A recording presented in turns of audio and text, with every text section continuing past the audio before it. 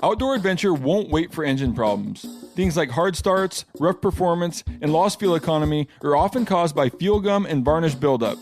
Seafoam can help your engine run better and last longer. Simply pour a can in your gas tank. Hunters and anglers rely on Seafoam to keep their engines running the way it should the entire season. Pick up a can of Seafoam today at your local auto parts store or visit seafoamworks.com to learn more. There's nothing like snook hook sets at dawn or catching a tarpon in the moonlight. Find your next fishing trip made easy on fishingbooker.com and experience the magic of the Sunshine State or any other destination on your fishing bucket list. Book a blue water adventure in search of sailfish or go snapper fishing with the kids. With over 6,000 captains and trips to choose from, planning your next one just got a whole lot easier. Download the Fishing Booker app on the Google Play or App Store or visit them online at fishingbooker.com to book your trip today. As you know, the Meat Eater Live Tour is on April 23rd through May 5th. Chances are in a town near you. What you may not know is you can win tickets to each of these events just by going to a backcountry hunters and anglers pint night. There's going to be a pint night in each of these towns: San Diego, Salt Lake City, Tempe, Anaheim, Boise, Sacramento, Missoula, Portland, Tacoma, where you can compete in Meat Eater trivia and win not only tickets to the show, but a chance to be on stage with all of us. So get your butt to a pint night, and we'll see you on stage.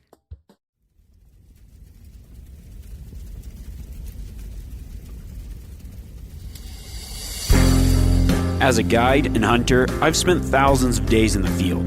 This show is about translating my hard-won experiences into tips and tactics that'll get you closer to your ultimate goal, success in the field. I'm Remi Warren. This is Cutting the Distance. Welcome back to the podcast, everyone.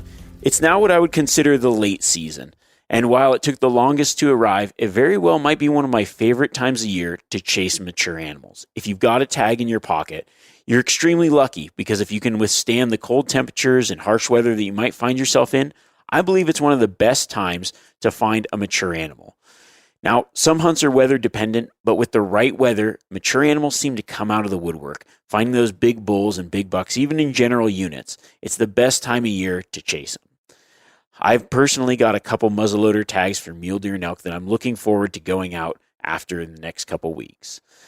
So this week, I'm going to be covering some of my favorite late season tips. Whether you've got an elk tag, whether you've got a deer tag, covering a few of my favorite tips, as well as adding a little bit of a bonus at the end with a Christmas gear guide. But before I do that, I want to share the story of a giant late season mule deer in my 100-yard stare down.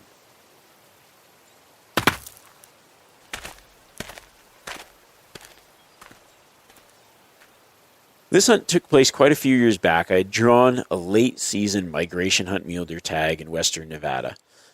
And this particular year is an area where the deer kind of migrated in from various different places, but you really needed the weather to push them in. And if you got the right weather and the right conditions, you could find a really good buck. The rut was pretty much over. Sometimes you get a little bit of, maybe like a little bit of second post-rut kind of activity. But for the most part, my tactic was finding pockets of does, or pockets of deer rather, and then waiting, because the deer would kind of start to group up late in the year. So there'd be like a pocket of deer, and then other deer would start moving in as that migration hit. So you'd find an area where there's maybe a few deer, and then as you started watching it, it's like more deer would move in daily. So I kind of had these different areas that I was checking. They were holding deer. There's a lot of the area that didn't have any deer, and then a few of these south-facing pockets that didn't have snow, good feed, and just focusing on those places that seemed to be deer magnets. It's like those were the spots where there's a lot of feed and it harbored a lot of deer. So my dad actually had a tag as well, and we found earlier in the season, we found a good buck that he ended up shooting, and then it was just me. And so I was out hunting by myself and checking a few of the pockets. And this one particular area, right at last light, I was glassing up at the top of the mountain. I'd been kind of looking in these lower land pockets, and I'm started glass up at the top of the mountain. It was kind of a south-facing area, but still covered in a lot of snow. I look up there, and I just see this giant buck, like big non-typical, probably 200-inch mule deer. I'm like, oh yeah. So I had probably an hour and a half hike, and I had about 30 minutes of shooting light. So of course, I'm like, I'm going to try to sprint up there. I hiked as fast as I could get up there, and I just couldn't make it in time before it got dark. So I lost the deer, and I was like, okay, the next day I'm going to go back. Next day, go back. Don't respot the deer. I think I gave it 2 or 3 more days, and I'm like, okay, where did this deer go? It definitely didn't get spooked, but I did not spot the deer again. So about 3 days later, I'm looking in that same little pocket, and I see this big bachelor group of, well, there's a few does in there as well, but it's almost like the bucks were kind of hanging out on one side, and then the does were in this other pocket right up at the top. I was like, okay, there's a nice buck in there, and it's pretty much toward the tail end of the season. I'm like, I've still like got that big buck in my mind. But I was like, man, and then, so I'm glassing, and I see, it's a long ways away, and I see this buck go through the timber, and I'm like, man, was that the, wait, it was like just, it looked different than the other deer. I was like, was that the non-typical buck, like the big buck that I saw? So I was like, man, I got to get up there. Either way, I was like, there's some good bucks up there, and I just didn't have a good look at it, but I just had this feeling, I was like, that's the big deer. So I get up there, and I see a couple does across the way and start glassing and looking for the bucks. And they're bedded below where I was at. So when I actually got into this pocket, I couldn't really see the deer very well. So I started working my way down. And as I'm working down, there were some deer that I didn't know were in the brush. And they spooked out. They ran down the mountain and then started running up the other side single file. And they just seemed to take every deer that was in there with them. So they're running up the other side, and I'm like, perfect. So I get down, get set up, and they start going across the other side and then just kind of settle. And it was across the canyon, quite a ways away. At the time, it was my furthest shot, but I was like, I'm looking, I ranged them. I had my little dope chart. At the time, I didn't have an adjustable scope, so I just used holdover. And I'm like, okay. And I got my spotting scope out, and out start coming the bucks. I'm like, oh, sweet. So the bucks come up, and I look, and there's like the biggest buck in there is a nice 4x4 with a cheater coming off one side, so he's got an extra point. He's got eye guard. So he's got, I guess if you're like Western, well, I mean, I would call it a 5x4, but he technically had 6 and 5, if you're counting the eye guards. Just give you a good picture. So typical bifurcated mule deer, nice cheater coming off one side, good frame on him. I'm like, that's a nice buck, and I'd never shot a deer with a cheater. So I'm like, okay. I look around, and I was kind of hoping. I'm like, man, I wish that big buck was in here. And I was like, that's probably the deer that I saw, from that distance. It was a good buck. And I figured everything had come out from below me. So, all right, I'm going to take this buck. It's a good deer. So I get set up, line up, take the shot, boom. And I was just by myself, and I couldn't know, it was a fairly far shot, but I didn't know if I hit the buck or not. But I saw him running down the hill. So it was a good indication that I hit him. I throw another round in, and as he's running down below me, shoot again. And then he disappears in the canyon below me. So I'm like, all right, well, I'm pretty sure I got him. I'm going to go check. I'm not sure. Like, maybe he's just running down. Like, I couldn't tell if I hit him, but I was fairly sure, like, based on him running down and all the other deer running up, that I hit him. So I go down, I start working down, and I get to where I see kind of some tracks coming down in the brush, and I go down there. And sure enough, actually, before I get down there, I'm working my way down there, and I'm working down the hillside that I'm on, and out of the brush jumps a deer, and I'm like, kind of where this buck ran to. So I'm thinking like, okay, is this the buck? And I throw my gun up, and the deer stops at 100 yards and turns and looks, and sure enough, it's that big non-typical buck, like that 200-inch buck, and he is just staring at me from 100 yards away, perfectly broadside. He was in there. He had never moved. And I'm like, you've got to be kidding me. I was like, that buck is still in here. But having just shot at a deer and assuming, I was like, obviously, I was like, I got to check and make sure I see what happened with this other deer.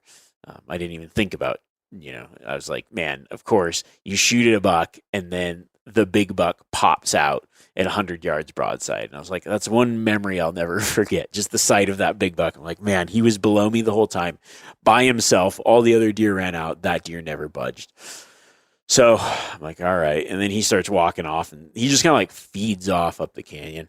I walk down to the kind of where I figured that other deer was. And 20 yards from where that buck ran up, that other buck was dead in the bushes. So I was like, oh, sweet. I still got a really nice deer.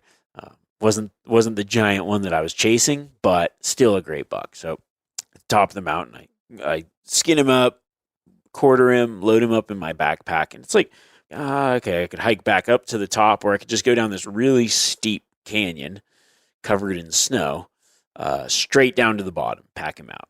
Had the whole deer in my backpack by myself, all my gear. And I was like, I just didn't feel like hiking back up there for a second round. So I had everything strapped on, and I'm like, I'm just gonna bomb straight down this thing. It seemed pretty steep, but I thought, yeah, it'll be fine.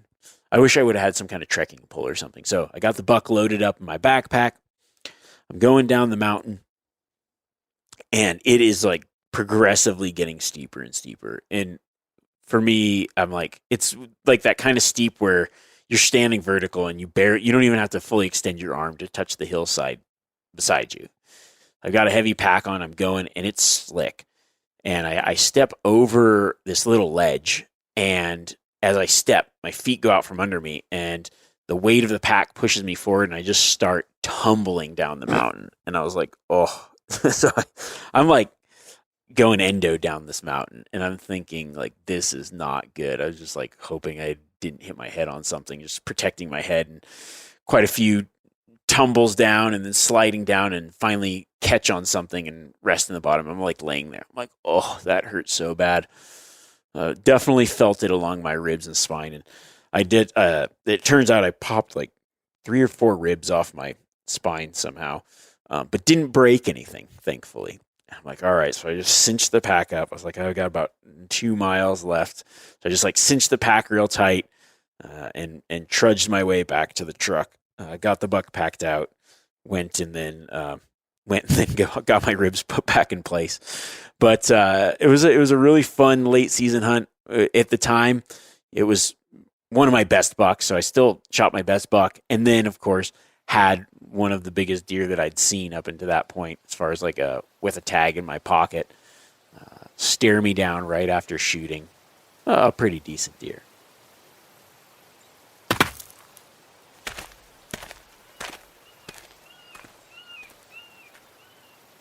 There are a lot of different tactics that I like to utilize, a few tips and kind of things that I've picked up along the way.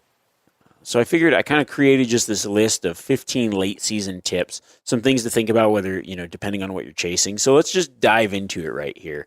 For the first one, because I got a lot of questions on it, was late season cows. Now, a lot of late season tags are cow tags because it's a good time. The animals move down, they might migrate into an area, and it's a time where it's generally easier to find them. But it can be difficult. So I would say the thing you want to focus on when it comes to late season elk, especially, would be focus on those food sources. Especially if there's some weather, finding those south-facing slopes, those places that can hold a large number of elk and provide a good amount of food, are the places that I'm going to first focus on. Now, number 2 would be finding those late season bulls. For late season bulls, I like to focus on pockets of isolation. One thing that you'll find when you get into this like later part of the year, especially if you have weather, those bulls will be up in those isolated pockets where it's got shelter. It can lay down and be protected from the elements, but also probably isn't going to be messed with by people, by other things. So oftentimes they're in a pocket where they can move from their bed to feed in a very small area.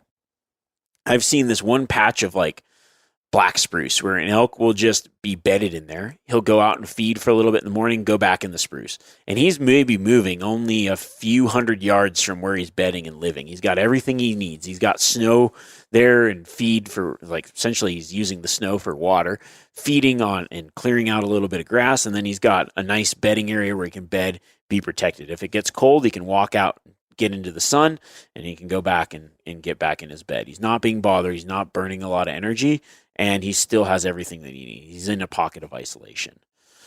Tip number 3, I would say when you're focusing on late season elk, this tip would be go high. A lot of my success for bulls especially has been in those higher places, in that deep snow. the more mature bulls, if you're like, hey, I want to find the best bull in the area, then you're going to have to go to the places where those bigger bulls are hiding out. And they will be the very last elk to leave. They will be up in some pockets. As long as you've got some kind of food source where the wind or the sun can burn off, where they can access the grass below, they'll stay there. I've seen, mature elk moving out of that high country stuff in essentially chest deep snow for them. And it's a hard grind to get in there, but looking high, don't kind of discount those high pockets. Tip number 4 is going to be the exact opposite, and it's going to be go low. Depending on what the weather is doing, those elk might have already moved out of that higher country stuff. And the majority of those elk are going to be in those lower basins, especially if it's a migration type unit. They're going to be in those low areas. That's why they moved to this particular area. Once that December storms kind of hit, maybe even if you got a tag that busts into January, those elk are in a feed pattern survival mode. And that's going to push them down to those lower elevations. Definitely don't discount how productive areas around agriculture can be. If you've got mapping software that shows private and public lands, find those places where, hey, there's maybe some bedding up above the feed. There's a really consistent food source, maybe some leftover alfalfa, maybe some kind of open grass or meadows in the bottom, or maybe just those like rolling hills where there's a lot of different pieces of cover and food sources that stay burned off. Or while there's going to be snow up higher, those areas are burned off. They don't hold as much snow, and it's more amicable to survival and eating. Those places definitely don't want to discount late in the season.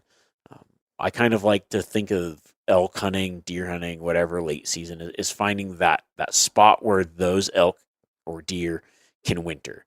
And oftentimes that winter area is low. It's those foothills. It's like that migration winter area where they're going to survive from there through the spring. And so definitely, certain times you want to look high, especially if you're targeting bulls, but if you're just looking for numbers of animals and probably the highest concentration of population, go low. Think about those foothills in that winter range. Tip number 5, on cold days, look for spots where animals will warm up. One of my favorite things is when that temperature drops really cold. So I would say definitely below freezing, generally nearing the 0 degree temperature days. That's my favorite time to hunt late season, because what happens is it's cold enough where those animals that have those heavy fur coats that are always kind of hot are actually cold, and they're going to be out in the open sunning themselves. On really cold days, I always choose a good glassing vantage where I can cover a lot of country, because animals are going to be out sunning themselves on those sunny hillsides. Burns are a good place to focus on those really cold days if you've got an area where you can hunt a burn, or just finding those pockets where there might be open. And then even just picking out areas that have a lot of timber where maybe those animals are holed up, where they're using that shelter more that late season, and then it gets cold. They're cold inside that timber, and they're going to pop out in the sun and warm themselves up. It's probably the best time to find those animals that aren't really found other times a year. So when that temperature really drops, when we hit those 0 degree temperatures, 10 below, 20 below Fahrenheit, those are some of the best, in my opinion, some of the best hunting days. When it gets really cold, those animals come out and they utilize that sun to warm up. And so focus on those areas if you get those cold days. Tip number 6, if it's cold out, use an insulated type water bottle. When I'm hunting late season, one of the things that I find is you kind of forget how important it is to keep your body fueled and stay hydrated and be able to hunt longer and harder. Walking in the snow, walking in the cold, you burn a lot of energy. And you also forget that you actually need to ingest water. I like to also mix in a few electrolytes late season, especially just to kind of keep my body from getting wore down. The days are shorter, but I end up burning way more calories. And it just seems like when it's cold out, I don't really want to drink my water, or the water freezes in my bladder, my bottle. I've found that I tend to hunt a lot harder and further and more comfortable when I'm ingesting water, and I do it when it's warm. So I've been just getting like a big Yeti style thermos bottle. It's a little bit more weight, but I'll put warm water. I generally don't boil the water, just like get it just about boiling so it's warm for most of the day. It won't freeze in my pack, and it's a lot easier to drink when it's warm. It kind of warms you up when you're sitting there glassing. Having something warm or hot. Another good option is just like bringing your jet boil, even if you're just day hunting, bringing your stove, whatever, to be able to heat up something hot, and just drinking hot water or something else. I try to kind of limit the coffee a little bit, even though I love some coffee. I'll drink it in the morning and drink it maybe if I'm set up glassing or whatever. But you just also got to remember to just stay hydrated, keep your body fueled for the hunt. You think about it earlier in the season, you're doing those things, you're drinking water, whatever. And I find me personally, late season, I tend to not drink as much water, and then I kind of end up feeling more tired because I'm expending way more energy walking through the snow, keeping my body warm. So just the things like bringing enough food and then having drinkable water is a huge key to just continuing pushing through those late season hunt days. Tip number 7, also kind of a little bit of a gear tip. I like to use toe warmers and hand warmers for various things, not just keeping my body warm. When it comes to the toe warmers, some of them show you like put it on underneath your toes. I like use the sticky thing, put it on the top of the toe, because then it doesn't affect like the way that your foot uses the boot. I found like when I put it underneath, your toes are kind of like, when you're hiking, you use your toes as almost a grip inside those boots. And so I don't like it affecting that. So I just put it on the top of my socks, slide my foot in, never have problems with it rolling around or getting uncomfortable. Hand warmers I'll throw in my gloves, just because when I stop and glass, you're putting your hands on cold optics, and you want to just be able to hunt efficiently. You don't want to be sitting there shivering, worrying about being cold. You want to be comfortable. You want to be warm because you want to be able to focus on the task of finding the animals. So I'll throw those hand warmers in my gloves, and then also I carry my camera with me or whatever I've got. Like the batteries get zapped by that cold weather, especially on like a backcountry hunt. So I'll even use those little hand warmers to warm up an area in my pack. I might just throw one in. I don't put it right against batteries or things like, but maybe in a dry bag with a jack or like a coat or something, and then throw that in there, seal it up, and just kind of keep my electronics a little bit warm, but not overheated. Keeps those batteries lasting longer. And then with my phone or anything else, I keep those in like an inside pocket.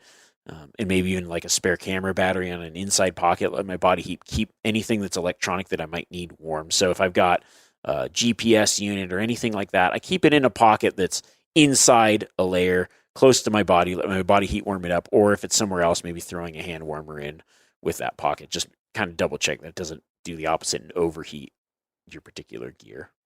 Tip number 8 for late season hunting is going to be have something to sit on for glassing.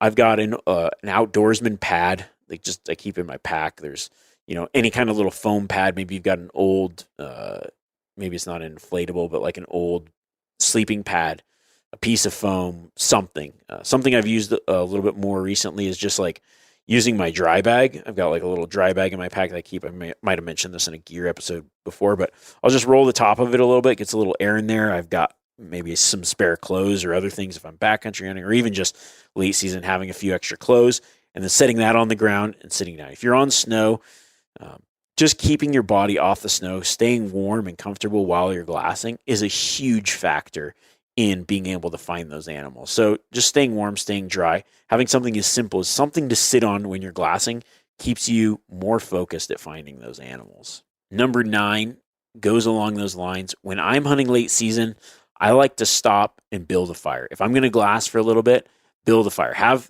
things ready to build a quick fire, whether it's some fire starter or lighter, whatever you've got.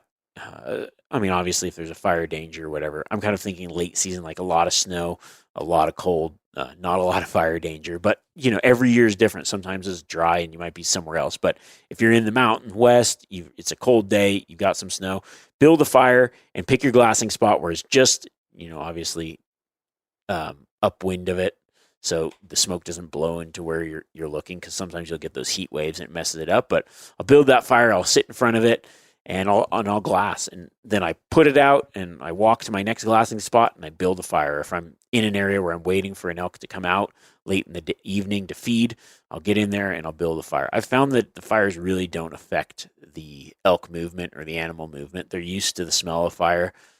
Obviously, like if you're sitting on a skyline ridge with a big bonfire and they see that, they probably see you anyways. But for the most part, it doesn't really affect the animals late season. So I don't get worried about building fires. So when I'm at camp, I build a fire. When I'm sitting and glassing, I build a fire. I haven't really noticed it like affect them in a negative way, especially real late in the season. So that's something to think about. That's one thing that I think a lot of people don't realize. Like if you aren't used to Western hunting, it's like I'll get down. I don't like being cold, and I'm generally not wearing a lot of clothes if I'm hiking back and forth, or I might have sweated up the mountain. So it's just sit down, build a fire. Just remember, don't get your stuff too close to the fire. Don't want to burn any gear or delaminate any boots. Tip 10 is what I like to call double down. Don't be afraid on those really cold days to have 2 pieces of down gear. I'll wear like a lighter down jacket and then have a heavier down jacket for when I glass. Down's an excellent way to stay insulated, to stay warm. Thinking about, a lot of these tips are how to stay warm late season, and there's a reason for that. Because when you're warm and you're comfortable, you're focused better, you're hunting harder, you aren't worried about getting in that shelter, that survival mode doesn't kick in like, oh, I'm shivering and freezing, and I'm looking around, but I'm not actively glassing, I'm not actively hunting. So staying warm. And then when you're walking, also, don't forget to kind of take those extra layers off. Let your body heat you up, and then when you stop, throw those extra layers on. There's many days when those really good days that I like to talk about, when it's 0 degrees or below 0 and the animals are out sunning themselves, you might need to be sitting and glassing for a long time. So doubling down, throwing an extra set of down on. Maybe you've got some down puffer pants that you can throw on underneath your pants. When I stop and glass, I throw all my warm stuff on. I get my gloves on. I got my beanie on. I throw that extra down on. And then when I walk, I take it off. I put it in my backpack and I move to the next spot so I don't get it all sweated up and wet. And that's a really good way to a good system to have late season, is have those extra clothes, and down's a good lightweight packable thing, because all this stuff late season gets bulky, gets heavy. You got extra gear and extra weight. So I generally use my extra insulation as the form of down. Number 11, when it comes to backcountry camping, maybe you've got into an area where you've got your tent out. It's super cold. A little bit of a tip that I picked up this last year is one of the guys I was hunting with carried like this light, like just a little carbon monoxide detector. And I was like, that is genius, because I'm always afraid to run my stove in my tent. But it's nice if you've got like your stove and you bring an extra fuel canister in the mornings to just cut down a little bit of the cold, warm things up. Just run that fuel inside your tent. Obviously, be safe. Don't light yourself on fire or whatever. Run it in the vestibule and dry things out. Kind of just cut some of that moisture and whatever. And it's just sometimes nice. But you're also worried about suffocation. So a friend of mine had a little carbon monoxide detector. I went to Home Depot, immediately picked one up. I was like, this is a great idea. And now if you pack in somewhere, or maybe you've just got a car camp and you can bring extra fuel, you can run your stove. Maybe you got a bigger tent. You can run that stove, and just at nighttime when you're sitting in there making dinner, whatever, you've got that. You can run it till you sleep, and you've got the carbon monoxide detector to make sure that you stay breathing and wake up in the morning. I was like, that's a great idea, because I never do it because I'm always afraid of not waking up. So having that is just a little bit added kind of thing to think about, and obviously still vent properly and whatever, but use common sense. But having that little carbon monoxide detector is not a bad idea. Number 12, as far as late season hunts and camping go, one thing that I found over the years, if I've got a tent, let's say we've got a car camp set up or whatever with a wall tent, or maybe we packed in somewhere or whatever, I've got a lightweight teepee set up with a stove. What I will do is bring some of those Duralog sticks. It's a little bit extra weight, but hey, you're going to burn them. And I kind of think on late season hunts, I just get into my spot. I'll carry a little bit extra, but have some stuff that keeps comfortable. Because sometimes you'll got that fire going, and you do it at night, and you got your sticks in there, and it's either like super hot or super cold, and then it burns out fast. I found that just some of those Duralog sticks, if you throw one in there at night, they burn a lot longer, especially once you damper that stove down, and they just seem to keep it at the perfect temperature. Just a little bit of a wall tent secret if you've got some of them. Obviously, the other times you'll burn sticks and things you find around there, cut your firewood and what have you. But it doesn't take a lot to pack a few of those sticks and they burn. I mean, I've got them like going for like 6 hours at the right temperature. You wake up, you just slide another stick in there, and you've got that late season comfortable camp, just as an added kind of thing. I picked that tip up from my buddy Jeremy Rusink in Alaska. He was running that on his bison hunt way late season in Alaska. They just snowmobiled in and then used those little bit Dura sticks to just kind of keep the right temperature in the tent all night long without having to, go through a lot of fuel. So I thought that was pretty cool. That was a good idea, and I started doing that myself, and it's worked really well. Late season tip 13 is dealing with crunchy snow. I think that one of the hardest times to stalk an animal is if you've got that crunchy snow. It's like the entire ground makes way too much noise. Now, when it comes to elk hunting, I treat crunchy snow like I do loud going through anything. I have that call kind of handy, and I'll also kind of like mix in a little bit of calling as I am walking. Now, if it comes to deer and I'm like trying to stalk, I had a late season tag down in northern New Mexico one year, and it was a good area for big deer, but man, it was tough to get close on that archery hunt because every time you take a step, it's. So one thing that I've kind of found is you can kind of change the way that you walk, especially on a stalk where I would go. You kind of kick out the snow a little bit and provide a place for something to land. So it's almost like a sweeping step where not where you're dragging, but where you're like clearing out and then pushing down. That sometimes helps. Another thing to think about when it's really crunchy snow is planning your stalks when the snow's the least crunchy, and that's generally during the middle of the day. So that's when that sun's hit it long enough, and then that snow kind of starts to soften up. So the mornings it's really crunchy because it's been cold all night, and the evenings is like there's 2 times where it's the loudest, and that's the morning, and then I guess I would say in the evening once that shade started to hit and starts to cool down again. But I like to plan my stalks if there's like the snow's super crunchy and I've got some animals up here, I'll watch, and I'll see, okay, like the sun's hitting this particular area, and I start to plan my route and plan it where it's like it's got enough time to soften up a little bit. I let that sun hit it, and then I go in and make my play and try to do it in what would be kind of like the middle of the day or like mid-afternoon before it starts to cool down again. So the warmest part of the day, even if it's real cold out, sometimes will be enough to soften up that snow. It might still be loud, but it might be less loud than it is first thing in the morning or first thing in the evening. Tip 14, we're going to focus on late season mule deer. And when it comes to late season mule deer, kind of like I talked about in that story, is one thing to think about is thinking about what I would call kind of grouping pockets. So if it's a migration type area, the deer are going to be focused on food sources. And I kind of look at late season mule deer hunting the same in this, like, it's a very strange way of thinking about it, but I think of late season mule deer hunting very similar to deer behavior early season mule deer hunting, like in August. And what happens is the deer kind of do the same thing. The bucks start to pull off and bachelor back up again. And they'll be in these like groups because it's kind of a safety in numbers game where they start grouping up and they need a few things. They need that safety and they need that feed. So they need the cover and they need the feed. It's generally not hard to find water because it's with the snow and all the stuff they've got water around, but they need those pockets where they've got that adequate winter range. And during that late season, they kind of start to group up more. They find more safety. It makes it harder for predators to sneak in on them because they don't want to be running as much. They can't expend as much energy. So if they're in that safety group, they can use kind of that safety numbers technique where they all scatter and potentially prevent getting killed by predators. And also there's just more eyes and ears. So one thing I started to find is as the late season goes on and those bucks start bacheloring back up again, I find those pockets where it's like, okay, here's a pocket that has a deer habitat. There's clearly deer in it. And then I keep watching those pockets because it kind of creates this deer magnet where it's like, it's good habitat. Other deer start joining in.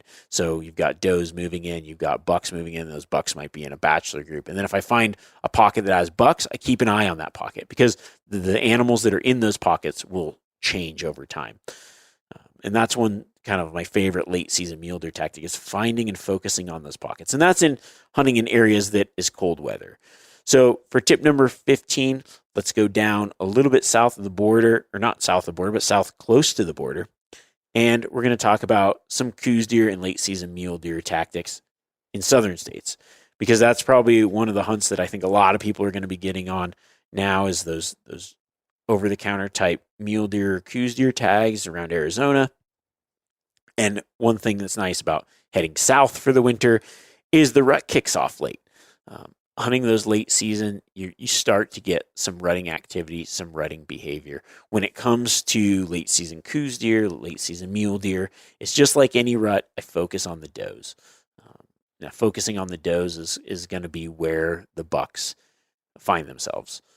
I also kind of find that, getting in those areas where you've got good vantage to glass and cover a lot of country. Coos deer, mule deer, desert species, it's generally lower densities. Not always, but generally lower densities. And so you want to cover a lot of country, and I like to cover that country with my eyes. You got to look close. You got to focus in. But finding those pockets that hold, like even those thicker, brushy pockets where it's like, oh, here's some does in here, and then I start to really pick it apart and turn out a lot of bucks. I also have found some good success on those type of hunts. Cruising in that more broken country where it's like it's very difficult to glass some of it, but I kind of go into those tight pockets, go in, pop over, start glassing. If I see something, great. If I don't, back out and go to the next pocket. One thing that's nice about those little kind of broken country pockets is when you see something, they're generally already fairly close, and you can often kind of get a good stock in it because it has multiple angles of terrain to do your approach. So looking in that broken country late season is a good way to kind of find those pockets of does as well and find those hopefully rutted up bucks. We've all seen plenty of gadgets and fads come and go, but here's one product that stood the test of time: Seafoam Motor Treatment. Lots of hunters and anglers know that Seafoam helps engines run better and last longer. It's really simple. When you pour it in your gas tank, Seafoam cleans harmful fuel deposits that cause engine problems. I'm talking common stuff like hard starts, rough engine performance, or lost fuel economy. Seafoam is an easy way to prevent or overcome these problems. Just pour a can in your gas tank and let it clean your fuel system. You probably know someone who has used a can of Seafoam to get their truck or boat going again. People everywhere rely on Seafoam to keep their trucks, boats, and small engines running the way that they should the entire season. Help your engine run better and last longer. Pick up a can of Seafoam today at your local auto parts store or visit seafoamworks.com to learn more. There's nothing like snook hook sets at dawn or catching a tarpon in the moonlight. Find your next fishing trip made easy on fishingbooker.com and experience the magic of the Sunshine State or any other destination on your fishing bucket list. Book a blue water adventure in search of sailfish or go snapper fishing with the kids. With over 6,000 captains and trips to choose from, planning your next one just got a whole lot easier. Download the Fishing Booker app on the Google Play or App Store or visit them online at fishingbooker.com to book your trip today. You ever get that feeling you're stuck inside staring at screens and a primal urge kicks in? You crave wide open spaces, fresh air, the chance to connect with the land. Well, maybe it's time to find your own piece of the wild, but searching for property can be a maze. That's where Land.com comes in. They got millions of listings across the country, from mountain ranches to hidden fishing holes. Their search tools are like a seasoned guide helping you narrow down what you want. Land.com isn't just about buying and selling. It's about finding a place to hunt, fish, explore, or simply sit by a campfire and listen to the crickets. So head over to Land.com today to turn one day into today, because trust me, there's nothing quite like the feeling of standing on your own piece of earth. As promised, I wanted to do a little, this time of year, I always like to do a little bit of a Christmas gear guide. I actually get a lot of questions this time of year of like, hey, I'm looking for a gift for someone, you got any ideas? I'm like, well, I don't really know the person, so it's kind of hard because I like to do gifts that, maybe it's something somebody needs, but there are some things that I've found. I always try to like make a list of things throughout the year that I'm like, okay, that's something maybe somebody doesn't know about that I thought was pretty cool, or a way that I use something. And I'm like, oh yeah, I can be one of those people that I could see being very difficult to buy a gift for. But then I find some things that somebody gets me and I'm like, wow, this is super handy. And I would have never thought about this. So I figured I'll cover some of those things. And then I also I'm pretty big on the homemade gift kind of thing. So give you some ideas of some things you can do with some shed antlers and maybe some stuff that you've taken over the season. So some sharing in the harvest. So I think one of the let's start with some of the homemade stuff. I think just giving some ideas on this one thing these are just things that I do a lot. And I like getting crafty though. It's a fun time. It's like this is kind of the only time where I might even get a little bit of time to make something for someone. So one of the things that I make a lot with some shed antlers is cribbage boards. If you don't play the game of cribbage, you definitely should. It's a fun game. My wife and I play it all the time, or when we're in a hunting camp, friends and whatever, we sit around the old fire at night especially a late season hunt. You're in the wall tent, short days, and play a little bit of crib. It's fun.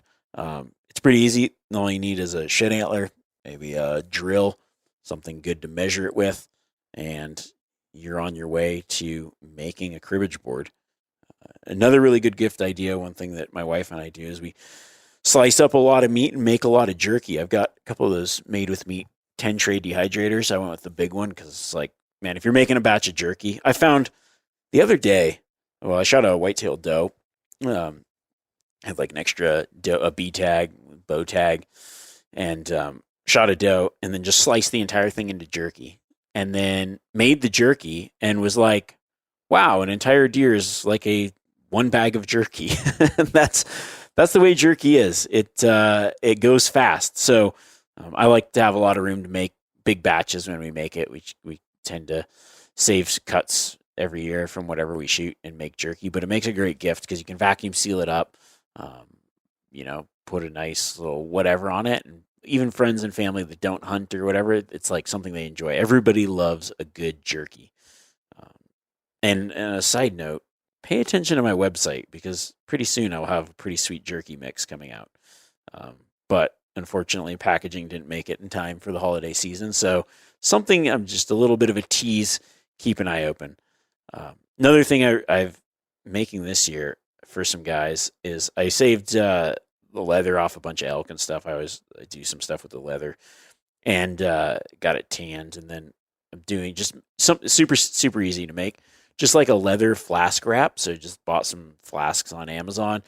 Pretty easy. Just measure around it, cut the leather to size, and then I poke some holes and then do just like a X or just, whatever, just with some needle and sinew kind of stuff on the back.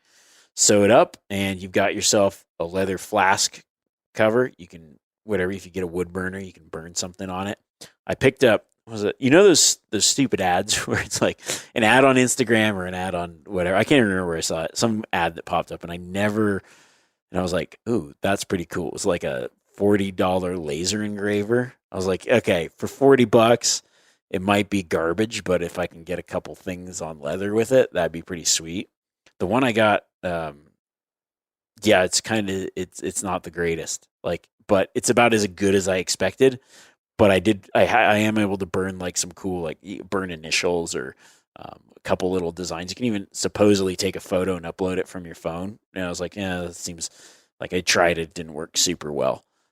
But just for a simple design, it was pretty sweet. So on the front of the flask, just like, if it was a hunt where friends helped you out, something to think about, just kind of a fun thank you gift. Like, oh, these buddies came and helped me. Maybe we had like a funny saying during that hunt or something like that, burning that on the front, kind of a good memory and something that that keepsake they can take with them. Always fun. And then another good homemade gift with antlers or wood or whatever is I've just got like a small lathe, make some pens. You can get little pen making kits and pretty easy. Just turn it down, make a round pen and drill it out. It doesn't take very long. I'll do it with shed antlers, and also sometimes when I'm hiking around in an area, I find like a cool piece of wood, knotted up piece of whatever, and I'll use that to make some pens for people. Christmas time is just a thank you, or is just a cool gift, like a little bit of homemade, a little bit of hand touch, a little bit of story with it. That's always fun. So if you're into that kind of thing, just a few ideas to throw out there. Some of those you might have to invest a little bit in a small lathe or whatever, but it's gift ideas for years to come. When it comes to some other items that I think about, there's always those like big ticket items, whatever. I mean, there's things guys need, bows and whatever. And, the holidays could be a great time to get somebody something like that or get yourself something like that. But I figured for this gear gift thing, just kind of picking some smaller items that I find really useful and maybe something, just a couple ideas out there. One thing, if you know a bow hunter, one thing that they always need and is always good, and they're kind of expensive, but not too expensive, is a pack of broadheads. Figure out what broadheads they use and show up at a Christmas party with a pack of broadheads. I have always been like, yep, I need some broadheads. It's a good thing to have stockpiled. So broadheads are always a pretty solid gift idea if you got somebody that hunts. Another piece of item that I find, I use it all the time, and I'm like, I think it just kind of seems, I think it's probably a piece of gear that's understated, as a Yeti. It's called a Yeti backflip. It's like that backpack cooler. If you know somebody that travels and hunts or just does, I find that to be probably one of my go-to things. I take it everywhere. I use it more than anything. When I'm going on a trip somewhere, I pack stuff in it, carry it on, like my camera gear and whatever. Then when I'm there, I've got a cooler if I need it. And then when I fly home, I can put I think I can put about 50 pounds of meat in there, which is like a substantial amount once you've butchered it up. And it packs nice, and I'll freeze the stuff, put it in there, travel home with it. And then we use it around for any, it's like, oh, hey, we're running up to the lake for the weekend or whatever. Doesn't matter. It's like we've got a cooler and a backpack. It's pretty awesome. I think that's probably one of my favorite. I don't know. That's one of my favorite things. And I think every time somebody sees it, they're like, whoa, a cooler backpack. I don't know. Just like anytime I travel with it or whatever, people are really interested in it. And I think it's just kind of a thing that probably maybe people don't even know about them that much. I don't know. Maybe people do, but I find it super handy. Like, it's one of my favorite things that I own. As hunters, as sportsmen, processing animals is always like having your own butcher stuff. I found makes things like having good stuff makes a big difference. I remember when I first started out, it was like I would always take stuff to the butcher because I bought a crappy grinder. And it just was such a pain in the ass to grind anything, such a pain in the ass to clean, such a pain in the ass to use, that it was just easier and cheaper to just drop it off and have someone do it. But I like being a part of that process. And I found out that a lot of butchers that you drop stuff off at don't even give you your meat back. Like when it comes to grind and things like that, they will mix it and then give you like other people's meat, which I think is absolutely disgusting and should never be done because you don't know how somebody else took care of something. You don't know like what condition it was in. Maybe you shot a younger animal that's like, and you took really good care of it, and then you take it to a butcher or processor, and you're expecting this really good meat, and you got something that had been riding around someone's truck for 4 days and got shot and just like not taken well care of. So I am a big fan of doing stuff yourself, unless you know of like a butcher that does things the right way, which they should all do things the right way, but they all don't. And so processing stuff, I think, is like one of it's something that definitely is super valuable and really nice to have. I work with a company Made with Meat, and they make really good commercial grade stuff at like a pretty good price. So that's some of my favorite stuff to recommend. And I get a lot of questions on that stuff because, man, the difference between having a really good grinder, it's like, don't invest in a bad grinder. It's just not worth it because it makes the process hard and sucks. But if you have something that's like a high power grinder or really good grinder, that makes the job and task so much easier. It's just like every time I use it, I'm like, oh yeah, wow, this is way easier because I definitely knew the pains of having like the crappy KitchenAid attachment and trying to grind stuff, and it just is not good. I spent hours and then like finally got a good grinder, and it's like, wow, I did in 5 minutes what it used to take me 2 hours. So good processing stuff is always a great gift. If you could find ammo, if somebody showed up at my house with some ammo, the same kind I use, I'd be like, that's the best gift ever this year. But good luck. That's probably still the hardest thing to find. I think that's like, every year you hear like some kind of crazy toy that people would wait in line for and fight. What was that? There's an Arnold Schwarzenegger movie, was Jingle All the Way or something, where they're like fighting over a certain toy that's really hard to get. Ammo's that. It's like, if you can find it and it's the right stuff, man, that's the most thoughtful gift you could give a hunter this season. Another cool gift idea Gerber has these custom knives, so you can go on and you can design. You can actually upload like your own photo things. I've got like I've got one that's like got a picture of a deer that I took, not just like a like a wild, like running around. I didn't have a tag, but like I cut it out in Photoshop and then just did it like black and white, like the outline of this deer that I saw, and then like chose the handle and all the stuff. You can do different designs and things like that. That's pretty cool. Anything that's a little bit custom is always a sweet gift. Kind of along the lines of, it's like, it's kind of homemade, but somebody made it for you. You kind of customized it, picked it out yourself. Another fun gift I found, it's a flip-flop sauce. And so it's like this, it's this for cooking, it's like wild game, sharing your meat. You essentially cook a whole hind quarter, so it saves on processing time, and it's really fun to do. I do it over I've got a Brio outdoor grill. That's definitely the way you want to do it, over some wood fire. And actually one of those Brio grills is pretty sweet.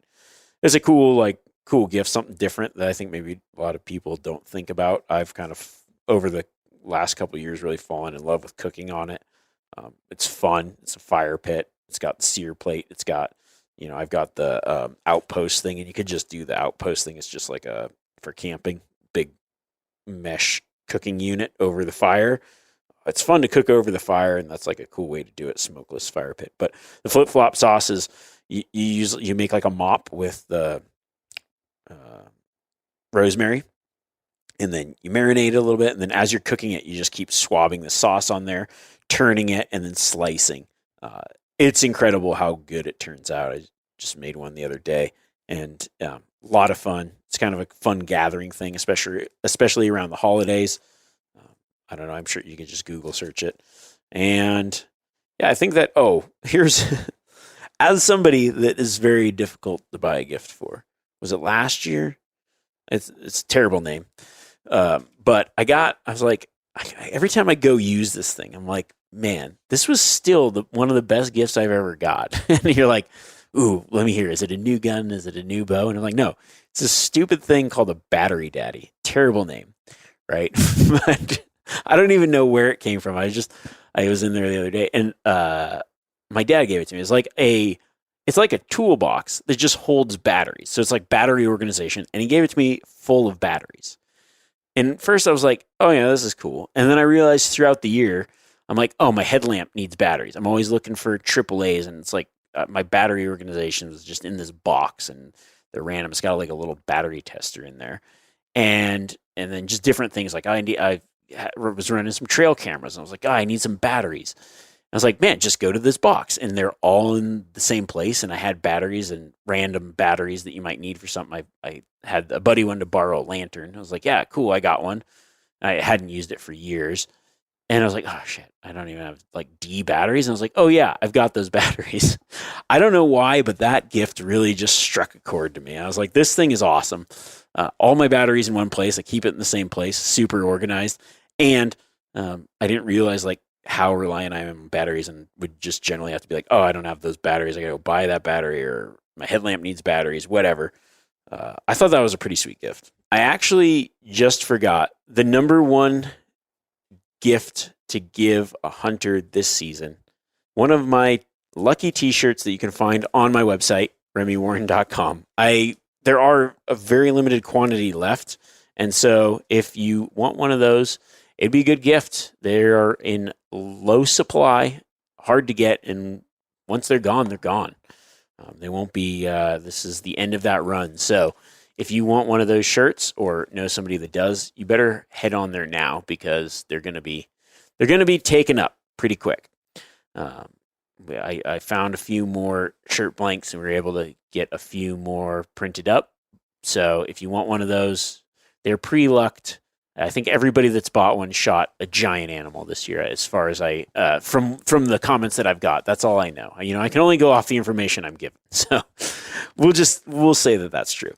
Yeah, so if you want one of those, you can go to my website, RemiWarren.com. And if you would like to sign up for my mailing list, it's at the bottom of the page there. Go for it. Also, YouTube channel we've got. Feel free to subscribe to that. That's my pitch for my stuff.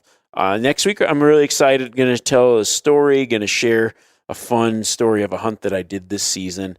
Also got some news, podcast news, and I'm going to be launching a really big giveaway. I like to do an end of the year Christmas style giveaway. I've got what would be, I don't know, if you're like, hey, I need gear, then the winner will get all the gear they need. Let's just put it that way. It is an epic giveaway of epic proportion. So that'll be next week, and then we'll do my famous Christmas special, which is one of my favorite podcasts every year. That'll be the week of Christmas, and then we will end on kind of what I like to do, the year-end recap and some tips going forward. So I'm looking forward to the coming up podcasts, the holiday season, the Christmas season. Thank you guys so much for all your support, the comments, the likes, the whatever, the questions, the participation, and most importantly, sharing your success stories with me. I've got so many awesome ones. I'm really surprised. Some of the best success, like I've got or not best, but I would say like the most success stories from one particular podcast have come from the rattling tactics. A lot of guys saying like, I never thought to rattle, or I just thought that was a Midwest thing, or I just thought it was a this kind of thing. And guys saying like, oh, I killed this buck came running in. I shot my best buck this year. You just rattling, never rattled before. And to me, I was like, man, rattling tactics just seemed like something I thought that was just something everybody did all the time. Maybe some people do, but I think that got a lot of success stories from that. So thank you guys so much for sending that in. It always it gets me pretty pumped up to see some of this stuff. And some guys, somebody sent me their first, I think it was their first or second elk general unit, like a 360 type bull. Like, hey, look what I found, And it's like, man, that's pretty awesome. Maybe not for your first one, you might be completely tainted, but use these tactics, found this bull. I'm like, oh, that was exceptional. But yeah, I appreciate you guys all. Thanks so much for listening, checking things out. And until next week, let's go late season it up. I'll be out there. Catch you guys later.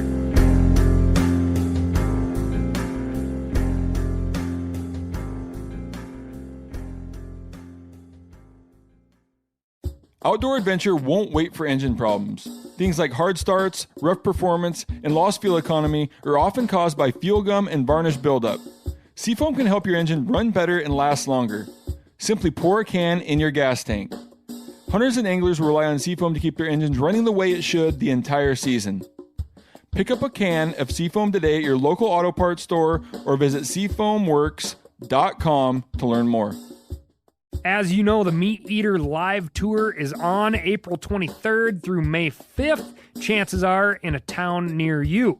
What you may not know is you can win tickets to each of these events just by going to a backcountry hunters and anglers pint night. There's going to be a pint night in each of these towns: San Diego, Salt Lake City, Tempe, Anaheim, Boise, Sacramento, Missoula, Portland, Tacoma, where you can compete in Meat Eater trivia and win not only tickets to the show, but a chance to be on stage with all of us. So get your butt to a pint night, and we'll see you on stage.